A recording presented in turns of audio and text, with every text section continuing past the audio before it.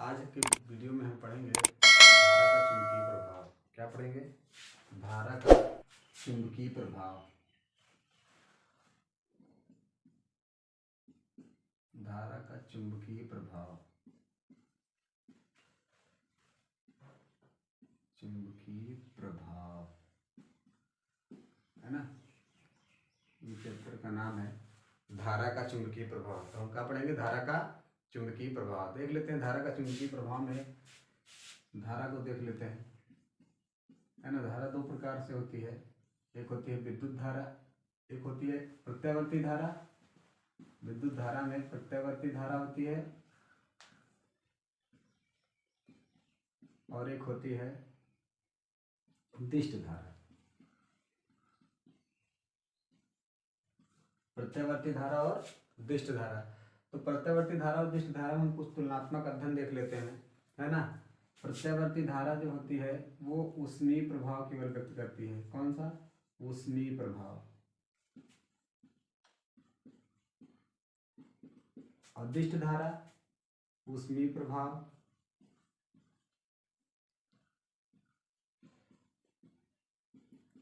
चुंबकीय प्रभाव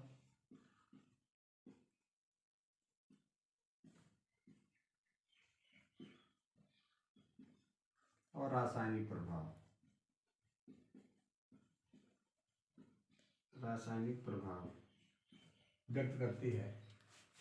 प्रत्यावर्ती धारा जो होती है वो दिष्ट धारा की अपेक्षा अधिक खतरनाक होती है ना। दिष्ट धारा की अपेक्षा क्या होती है? अधिक खतरनाक होती है। अधिक खतरनाक।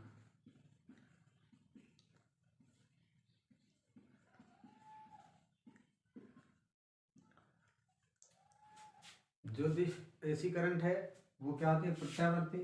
प्रत्यावर्ती का मतलब ऐसे चलती है, बदलती रहती है। लेकिन जो डायरेक्ट करंट होती है वो सीधा चलती है ना। तो ये है प्रत्यावर्ती धारा और दिष्ट धारा में कुछ तुलनात्मक अध्ययन है कि प्रत्यावर्ती धारा केवल ऊष्मीय प्रभाव व्यक्त करती है, ऊष्मीय, चुंबकीय, रासायनिक तीनों व्यक्त करती है। ये अधिक खतरनाक होती है, ये कम खतरनाक होती है इसके अपेक्षा। ये ऐसे चलती है और ये सीधे चलती है। तो ये हो गया प्रत्यावर्ती धारा और दिष्ट धारा में कुछ तुलनात्मक अध्ययन। तो अब इसमें हम देखते हैं, सबसे पहले दिष्ट धारा में हमको पढ़ना है चुंबकीय प्रभाव। क्या? धारा का चुंबकीय प्रभाव, विद्युत धारा का चुंबकीय प्रभाव। अगर हम कह दिए आपसे कि हम जो है चुंबकीय प्रभाव पढ़ रहे हैं तो कौन सी धारा के बारे में पढ़ रहे हैं? दिष्ट धारा के बारे में। अगर विद्युत धारा का चुंबकीय प्रभाव पढ़ रहे हैं तो उसमें क्या पढ़ रहे हैं भैया? दिष्ट धारा के बारे में ही पढ़ा जा रहा है और इसके सिवा और कुछ नहीं, है ना। तो दिष्ट धारा के बारे में हमको पढ़ना है, तो हम दिष्ट धारा के बारे में पढ़ते हैं।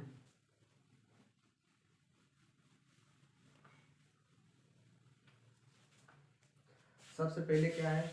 एक अरिस्टेड नामक साइंटिस्ट है। क्या? अरिस्टेड नामक साइंटिस्ट।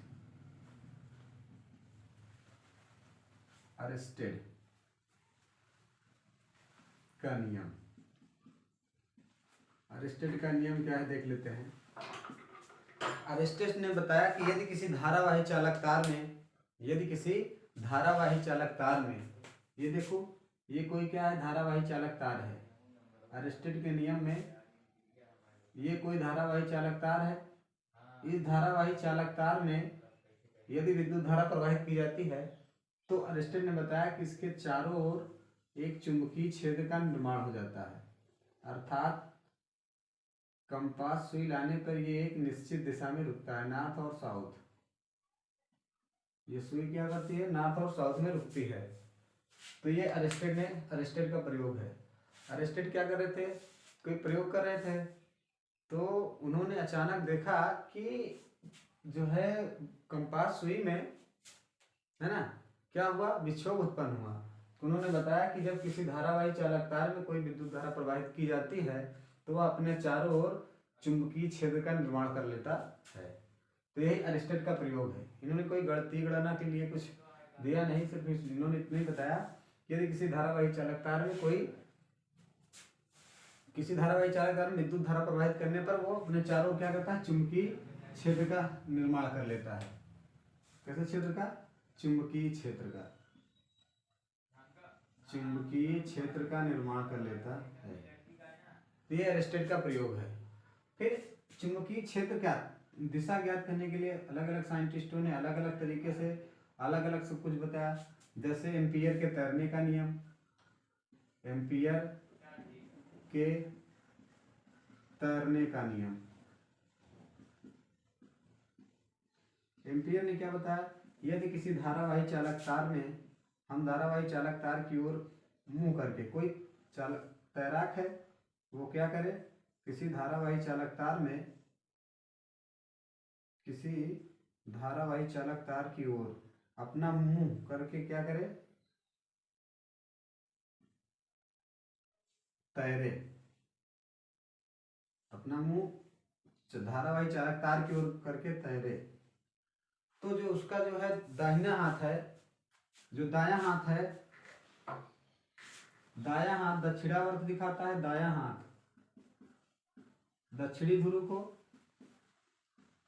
दक्षिणी ध्रुव, और बायां हाथ उत्तरी ध्रुव को दिखाता है, उत्तरी ध्रुव को व्यक्त करता है। ये किसका है, एम्पियर के तैरने का नियम। एम्पियर ने बताया कि यदि किसी धारावाही चालक तार की ओर अपना मुंह करके, इधर धारावाही चालक तार की ओर अपना मुंह करके हम तैरे हैं, तो जो हमारा दाहिना हाथ होगा, उस चालक का जो दाहिना हाथ होगा वो दक्षिणी ध्रुव को व्यक्त करेगा, और जो बायां हाथ होगा वो क्या, उत्तरी ध्रुव को व्यक्त करता है। ये क्या है, एम्पियर के तैरने का नियम है। तो एम्पियर ने तैरने के नियम से इस तरीके से बताया चुंबकीय क्षेत्र। फिर दिशा बताई। इसके बाद आते हैं मैक्सवेल। मैक्सवेल, मैक्सवेल का दक्षिणावर्ती पेच का नियम, दक्षिणावर्ती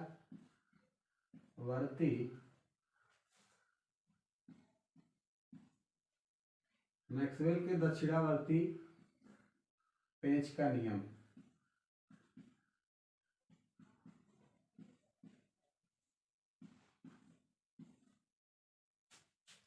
यह मैक्सवेल का दक्षिणावर्ती पेच का नियम। मैक्सवेल ने क्या बताया, यदि हम किसी स्क्रू गेज को टाइट करें, है ना, तो टाइट करें मतलब उसको कसें, तो क्या होता है, यदि ये कोई पेच है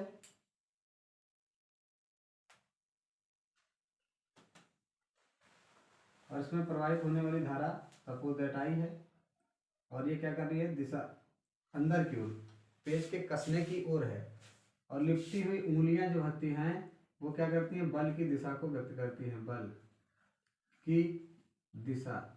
तो अंगूठा क्या करता है, चुंबकीय क्षेत्र की दिशा को दिखाता है। अंगूठा, अंगूठा क्या करेगा, चुंबकीय क्षेत्र की दिशा, चुंबकीय क्षेत्र की दिशा दिखाता है।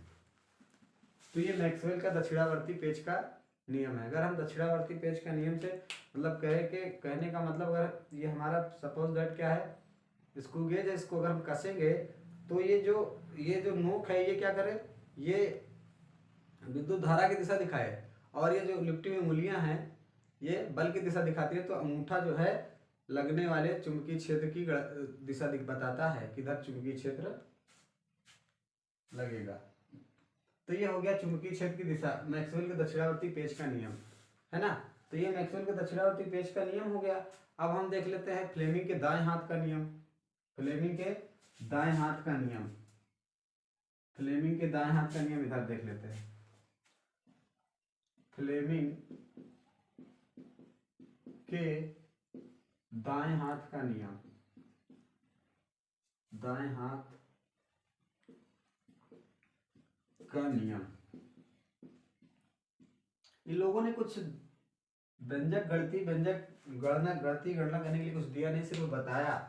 फ्लेमिंग के दाएं हाथ का नियम क्या है, दाएं हाथ की हथेली को हम यदि इस प्रकार व्यवस्थित करें तो ये अंगुलियां क्या करती हैं, चुंबकीय क्षेत्र की दिशा को व्यक्त करती हैं, अंगूठा प्रवाहित होने वाली धारा को, और ये जो हमारा हथेली है ये क्या करता है, लंबवत बल की दिशा को व्यक्त करता है, ऐसे लंबवत, कहने का मतलब ये। तो ये अंगुलियां हैं, ये चुंबकीय क्षेत्र की दिशा को व्यक्त करती हैं। अंगूठा क्या व्यक्त करता है, प्रवाहित होने वाली धारा की दिशा को। और ये जो तल है, ये जो हथेली है, ये क्या करती है, ये बल की दिशा को व्यक्त करती है। तो बल क्या है, एकदम लंबवत, ऐसे लंबवत लगता है। तो फ्लेमिंग के दाएं हाथ का नियम क्या है कि यदि हम अपनी अंगुलियों को ऐसे व्यवस्थित करते हैं तो ये अंगुलियां चुंबकीय क्षेत्र की दिशा से व्यक्त करती हैं, चुंबकीय क्षेत्र की दिशा को व्यक्त करती हैं। अंगूठा धारा की दिशा को व्यक्त करता है, और ये जो पृष्ठ है, जो हथेली है, ये क्या करेगा, ये बल की दिशा, बल की दिशा को दिखाता है, दर्शाता है। तो ये फ्लेमिंग के दाएं हाथ का नियम हो गया, दाएं हाथ के हथेली का नियम। फ्लेमिंग के बाएं हाथ का नियम भी है। बाएं हाथ का कि मतलब यदि हम अपने बाएं हाथ की परस्पर 3 उंगलियों को इस प्रकार व्यवस्थित करें, प्रथम 3 उंगलियों को, कि तीनों परस्पर क्या हो, लंबवत हो, तो अगर ये परस्पर तीनों लंबवत हैं तो ये वाली उंगली, द्वितीय उंगली विद्युत धारा की दिशा को, और ये वाली उंगली चुंबकीय क्षेत्र की दिशा को, और ये बल की दिशा को व्यक्त करती है। मतलब अंगूठा क्या बल की दिशा को व्यक्त करता है। तो ये फ्लेमिंग के दाएं हाथ का नियम है। तो फ्लेमिंग के बाएं हाथ का नियम ये अंगुलियों का नियम है। तो ये फ्लेमिंग के दाएं हाथ बाएं हाथ का नियम है। ये मैक्सवेल के दक्षिणावर्ती पेच का नियम हो गया।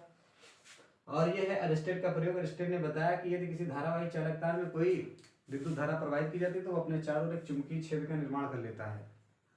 तो ये था आपका अरिस्टेट का प्रयोग। अरिस्टेट के प्रयोग से और लोगों ने, एम्पियर ने बताया तैरने का नियम दिया, मैक्सवेल ने दक्षिणावर्ती पेच का नियम दिया, फ्लेमिंग के दाएं हाथ का नियम आया, फ्लेमिंग के बाएं हाथ का भी नियम है। तो ये हो गया फ्लेमिंग के दाएं हाथ, बाएं हाथ, और ये दक्षिणावर्ती पेच का नियम। अब हम देख लेते हैं यदि एक समान चुंबकीय क्षेत्र में चुंबकीय क्षेत्र की गणना कैसे की जाती है। ये देख लेते हैं कि एक समान चुंबकीय क्षेत्र में कोई धारावाही चालक तार रखा हो तो उस पर लगने वाले बल की गणना कर लेते हैं।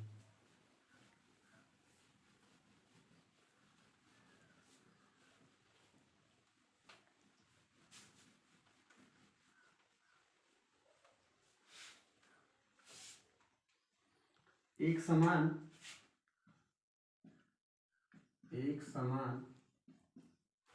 चुंबकीय क्षेत्र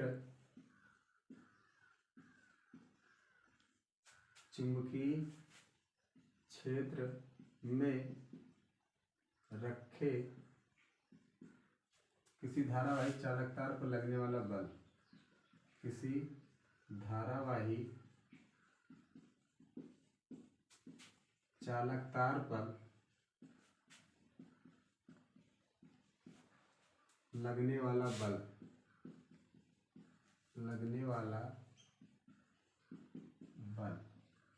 F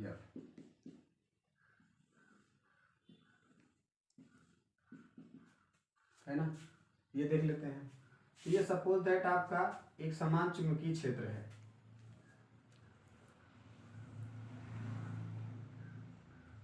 ये क्या है, एक समान चुंबकीय क्षेत्र B है। इसमें कोई धारावाही चालक तार L लंबाई का रखा है। कितने लंबाई का, L लंबाई का कोई धारावाही चालक तार है, L लंबाई का, और इसमें प्रवाहित होने वाली धारा सपोज दैट I है, और ये थीटा कोण से रखा है। तो जो लगने वाला बल होता है, लगने वाला बल लंबाई के अनुक्रमानुपाती होता है। चालक तार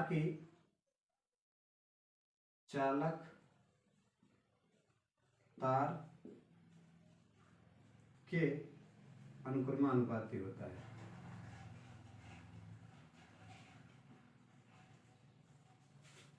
F जो होता है, जो लगने वाला बल है, वो क्या होगा, इस तार के अनुक्रमानुपाती होता है। किसके, इसके अनुक्रमानुपाती।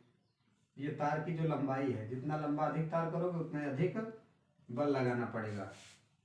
और ये चुंबकीय चुंबकीय क्षेत्र के अनुक्रमानुपाती होता है, मतलब लगने वाले चुंबकीय क्षेत्र के अनुक्रमानुपाती, चुंबकीय क्षेत्र के अनुक्रमानुपाती होता है।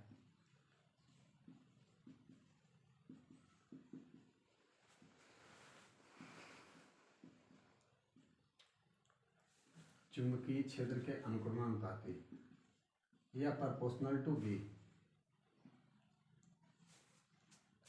और साइन ज्या के अनुक्रमानुपाती होता है, झुकाव के ज्या के अनुक्रमानुपाती।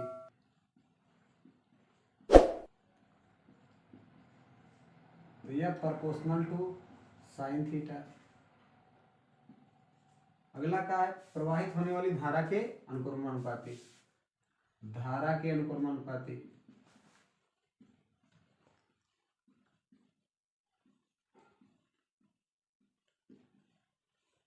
तो यह प्रोपोर्शनल टू, ये हो जाएगा आई।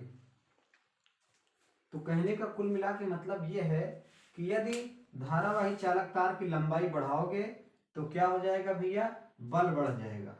और अगर चुंबकीय क्षेत्र अधिक करोगे तो क्या हो जाएगा, बल बढ़ जाएगा। और जितना झुकाव से रखोगे, जितना अधिक झुकाव रहेगा वो साइन ज्या के अनुक्रमानुपाती हो जाता है। और प्रवाहित होने वाली धारा के अनुक्रमानुपाती, मतलब जितनी धारा अधिक बढ़ाओगे उतना अधिक बल लगाना पड़ेगा। तो हम इन सबको देख लेते हैं, 1 2 3 4 समीकरण 1 2 3 व 4 से। तो समीकरण 1 2 3 व 4 से देख लेते हैं हम।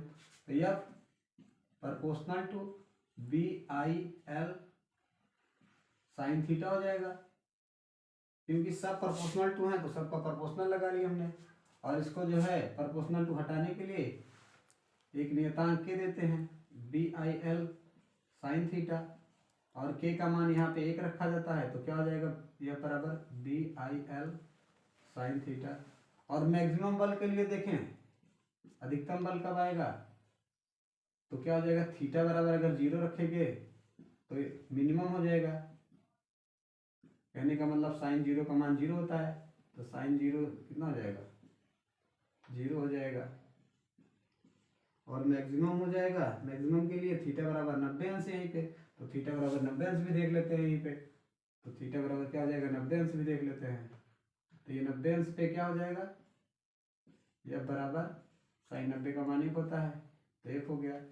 अब यहाँ से हमको क्या करना है, चुंबकीय क्षेत्र की गणना करना है। तो बी बराबर हो जाएगा एफ अपान आई एल,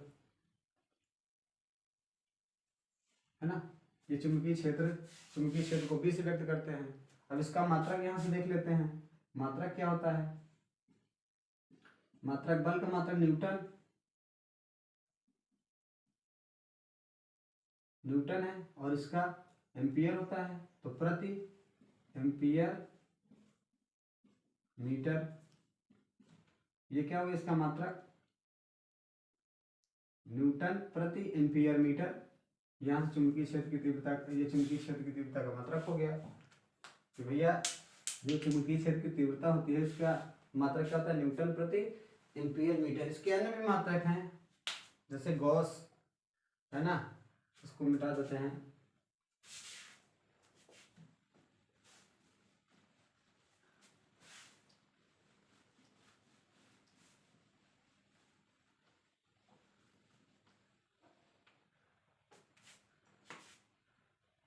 इसके अन्य मात्रक भी हैं, जैसे गॉस है, टेस्ला इसका मात्रक होता है, टेस्ला, वेबर प्रति मीटर स्क्वायर भी होता है। तो ये सब चुंबकीय क्षेत्र की तीव्रता के मात्रक हैं। तो 1 न्यूटन प्रति एम्पियर मीटर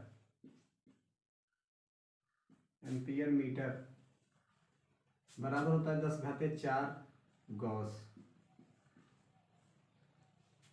क्या होता है, 10⁴ गॉस होता है। तो ये हो गया 1 न्यूटन प्रति एम्पियर मीटर बराबर 10⁴ गॉस, और 1 गॉस बराबर होता है 10⁻⁴ टेस्ला। एक गॉस बराबर 10⁻⁻4 टेस्ला, है ना। एक टेस्ला कंपनी भी है एलोन मस्क की, जो क्या बनाती है, इलेक्ट्रिक व्हीकल्स। तो एक गॉस बराबर 10⁻⁴ टेस्ला। तो ये हो गया आपका चुंबकीय क्षेत्र की तीव्रता की गणना करना है। इसकी परिभाषा देख लेते हैं चुंबकीय क्षेत्र की। चुंबकीय क्षेत्र की हम जो है परिभाषा देख लेते हैं। चुंबकीय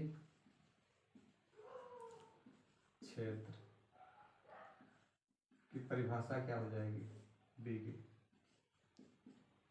किसी धारावाही चालक तार का चारों ओर का वह क्षेत्र जिसमें कंपास सुई एक विक्षोभ होने के बाद एक निश्चित दिशा में रुकती है, वही क्या कहलाता है, चुंबकीय क्षेत्र कहलाता है। यदि हमको क्या करना हो, 1 न्यूटन प्रति एम्पियर मीटर को परिभाषित करना हो,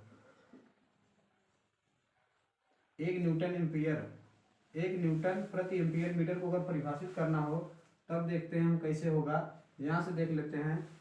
चूंकि यदि हम क्या कर दें, B बराबर क्या है, F/IL, तो क्या करते हैं, यदि F बराबर क्या हो जाए, 1 न्यूटन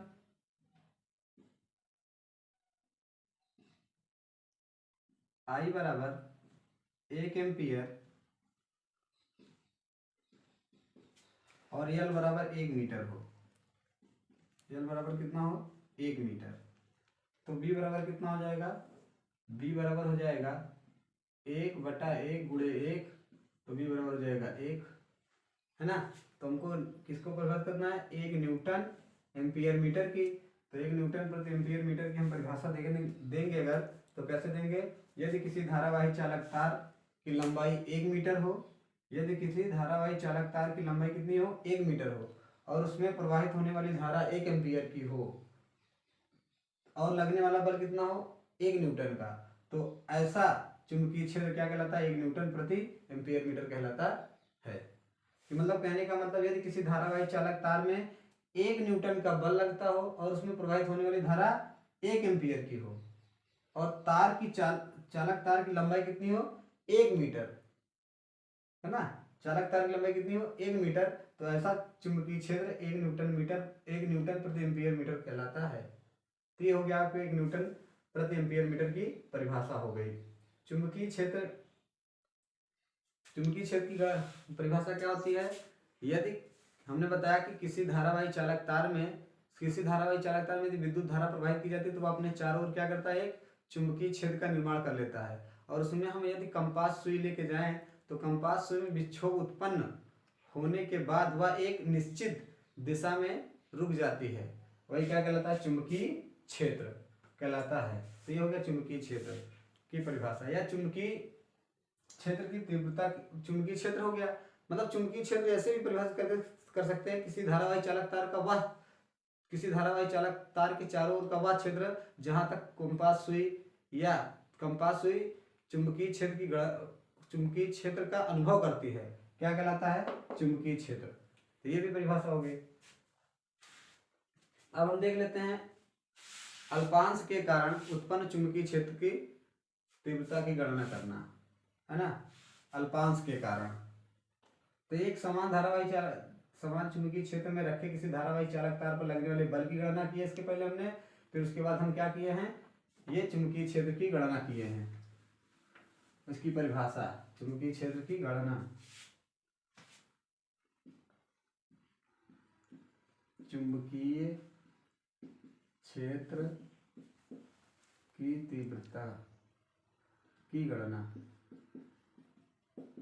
ये हो गया आपका बी का मान हो गया, ये हो गया पूरा। तब हम देख लेते हैं अल्पांश के कारण, है ना। ये तो था थोड़ा सा चुंबकीय क्षेत्र की गणना करने का। अब इसका थोड़ा सा बड़ा सा क्षेत्र देखते हैं।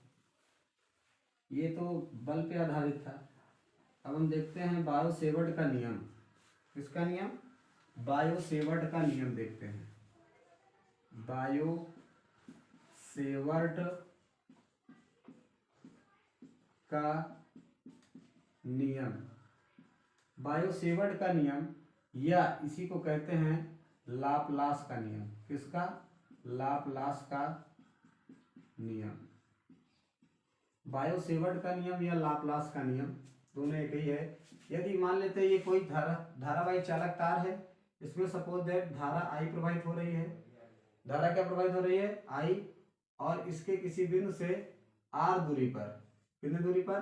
आर दूरी पर कोई बिंदु पी है। इस पर हमको विद्युत क्षेत्र की तीव्रता, विद्युत क्षेत्र की गणना करना है, विद्युत क्षेत्र की तीव्रता की। और ये सपोज दैट थीटा कोण पे झुकाव है और ये अल्पांश के कारण है। कैसा? अल्पांश मतलब स्मॉल डी यल, अल्प अंश मतलब छोटी लंबाई के लिए है। ये किसके लिए है? छोटी लंबाई के लिए है। तो हम देख लेते हैं भैया छोटी लंबाई के लिए है। तो बायो-सेवर्ट का नियम या लाप्लास का नियम, बायो-सेवर्ट ने क्या बताया ये चीज देख लेते हैं। इन्होंने बताया कि जो प्रवाहित होने वाली धारा है, प्रवाहित धारा, धारा जो होती है वो चुंबकीय क्षेत्र की तीव्रता के अनुक्रमानुपाती होती है। जो प्रवाहित होने वाली धारा होती है वो चुंबकीय क्षेत्र की तीव्रता के अनुक्रमानुपाती होती है। अनुक्रमानुपाती कहते हैं, अनुक्रमानुपाती। और दूसरा क्या है इसमें जो प्रवाहित होने, अल्पांश जो है, अल्पांश क्या? ये अल्पांश जो है, अल्पांश के भी अनुक्रमानुपाती होता है, DL। ये अल्पांश के क्या होता है? अनुक्रमानुपाती। और इसको लिख लेना कि अल्पांश के अनुक्रमानुपाती होता है। तीसरा क्या है इसमें? दूरी के वर्ग के व्युत्क्रमानुपाती होता है। दूरी के वर्ग के व्युत्क्रमानुपाती तथा झुकाव के ज्या के अनुक्रमानुपाती। किसके? ज्या के अनुक्रमानुपाती, साइन ज्या के अनुक्रमानुपाती। इसको आपको लिख लेना है इसमें। तो साइन ज्या के अनुक्रमानुपाती होता है। चुंबकीय क्षेत्र की जो तीव्रता होती है वो क्या होती है? वो साइन ज्या के अनुक्रमानुपाती तथा अल्पांश के अनुक्रमानुपाती और प्रवाहित होने वाली धारा के अनुक्रमानुपाती तथा बीच की दूरी के वर्ग के, मतलब दूरी के वर्ग के व्युत्क्रमानुपाती होता है। मान लेते हैं समीकरण 1 है ये 2, ये 3, ये 4। इसको शब्दों में लिख लेना कि अल्पांश के अनुक्रमानुपाती होता है तथा प्रवाहित होने वाली धारा के अनुक्रमानुपाती और दूरी के वर्ग के व्युत्क्रमानुपाती तथा साइन ज्या के, मतलब ज्या के अनुक्रमानुपाती होता है। तो समीकरण 1, 2, 3 व 4 से तो DB प्रोपोर्शनल टू ये पूरा IDL sine theta upon R square, IDL sine theta upon R square हो गया। और इस प्रोपोर्शनल टू को हटाने के लिए एक नियतांक दिया गया म्यू अपॉन 4 पाई। क्या दिया गया? Mu upon 4 pi IDL sine theta upon R square.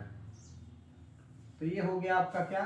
चुंबकीय क्षेत्र की तीव्रता की गणना करना, मतलब चुंबकीय क्षेत्र की गणना करना हो गया ये। इसका मात्रक क्या हो जाएगा भैया? न्यूटन प्रति एम्पियर मीटर, ये इसका मात्रक हो गया।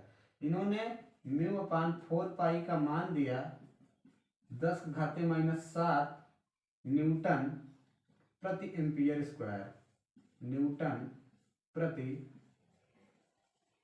Ampere square. ये म्यू अपान 4 पाई बराबर पूरे 10 म्यू अपान 4 पाई बराबर 10⁻⁷ न्यूटन प्रति एम्पियर मीटर का इन्होंने ये इसका मान दिया। तो ये हो गया म्यू अपान 4 पाई बराबर 10⁻⁷ न्यूटन प्रति एम्पियर मीटर स्क्वायर। तो ये अल्पांश के कारण उत्पन्न होने चुंबकीय क्षेत्र की तीव्रता की गणना है कि कोई अगर अल्पांश है, अल्पांश मतलब छोटे के लिए, अभी हम पूरे चालक तार के लिए देखेंगे। अभी तो ये अल्पांश के कारण ही देख रहे हैं कि धारा जो प्रवाहित होने वाली धारा है वो क्या होती है? चुंबकीय क्षेत्र की तीव्रता के अनुक्रमानुपाती तथा अल्पांश के अनुक्रमानुपाती तथा बीच की दूरी के वर्ग के व्युत्क्रमानुपाती और साइन ज्या के अनुक्रमानुपाती होता है। तो समीकरण 1, 2, 3 व 4 से तो तीनों चारों को मिला लिए हैं। तो ये डी भी proportional to ideal sine theta, E proportional to हटाने के लिए mu upon 4 pi ideal sine theta upon R square, इसका मतलब तो है ये न्यूटन प्रति एम्पियर मीटर, और ये हो गया म्यू अपान 4 पाई बराबर 10⁻⁷ न्यूटन प्रति एम्पियर स्क्वायर होता है इसका मात्रा। तो ये हो गया आपका म्यू नॉट, इसको लिखा जाता है म्यू नॉट भी लिख सकते हो, म्यू नॉट अपान 4 पाई लिख सकते हो। तो अभी हम म्यू नॉट और सिग्मा एप्सिलॉन नॉट में संबंध देखेंगे। क्या देखेंगे? म्यू नॉट और एप्सिलॉन नॉट में संबंध देखेंगे कि म्यू नॉट और एप्सिलॉन नॉट में क्या संबंध होता है। तो ये हो गया आपका बायो-सेवर्ट के नियम।